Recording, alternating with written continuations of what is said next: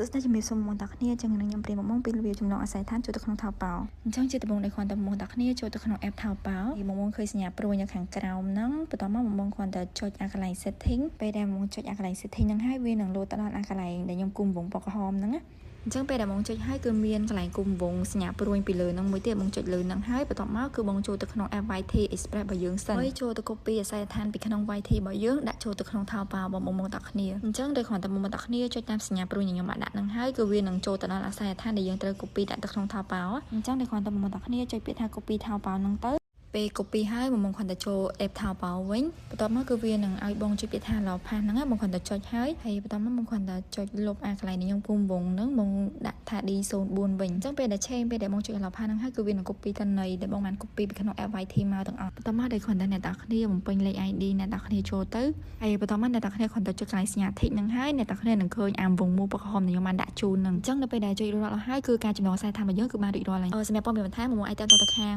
page ខាងលើរបស់យើងបាន YT Express Cambodia អរគុណ